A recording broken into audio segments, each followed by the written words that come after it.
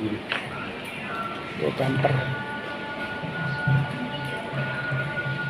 Baik saja.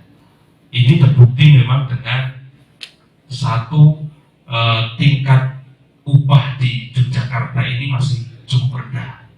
Walaupun kebutuhan ataupun kebutuhan pokok buruh di Yogyakarta itu juga tidak terlalu jauh dengan daerah-daerah yang lain, kota-kota besar yang lain. Sehingga dorongan kita di Serikat Pekerja ataupun Serikat Buruh untuk memajukan koperasi sebagai sarana kita untuk meningkatkan pendapatan pekerja ataupun buruh di luar upah, ini adalah upaya ikhtiar kami. Selain upaya yang pokok yang kita lakukan adalah meningkatkan kesejahteraan buruh dengan menaikkan upah yang layak di Yogyakarta. Terakhir Mas, mungkin kaitannya dengan upah yang masih rendah tadi, solusinya dari teman-teman. Ya, kalau solusi untuk upah murah kita ada dua jalur.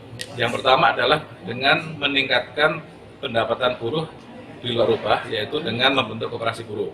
Kemudian yang kedua, kita kemudian mendorong kepada pemerintah agar senantiasa menetapkan upah minimum yang berdasarkan kepada kebutuhan hidup layak. Seperti itu Mas. Kalau jumlahnya berapa yang dibutuhkan? Kalau untuk hal ini sebenarnya yang kami usulkan kepada pemerintah adalah di angka 4 juta. Dan kemudian upah minimumnya kan masih 2 juta, maka masih ada defisit. Nah, kemudian dari defisit itu kami harapkan bisa ditutup dari keuntungan dari menjalankan koperasi buruh.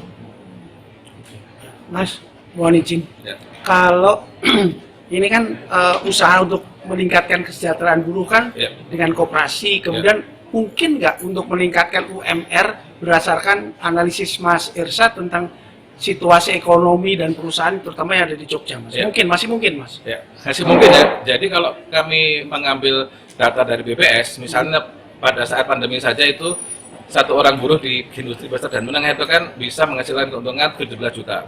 Jadi sehingga kemudian kalau meningkatkan upah buruh di angka 4 juta pasti sanggup. Dan kami telah juga mengambil data pada tahun sebelumnya, itu Pak Didin adalah produktivitas buruh di Yogyakarta itu lebih dari 15 juta per orang per bulan. Jadi masih sangat sanggup, Mas.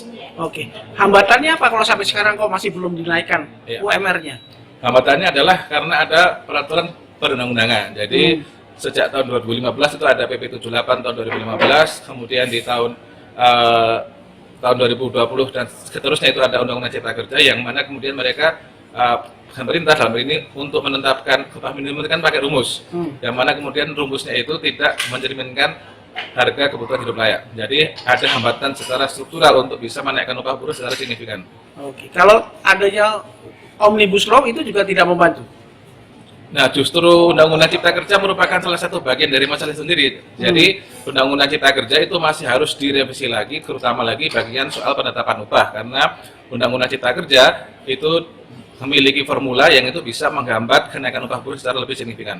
Oh gitu. Kemudian ini masih ada harapan untuk menaikkan upah buruh yang akan datang ya, Mas? Ya. Melalui. Ya. Jadi ini kan sedang ada pergantian kekuasaan, pergantian rezim dari rezim sebelumnya ke rezim yang baru. Kemudian kami harapkan pemerintahan yang baru ini bisa lebih mendengarkan aspirasi dari buruh, terutama sekali soal kenaikan upah. Baik. Makasih, Mas. Jenis koperasi yang dibentuk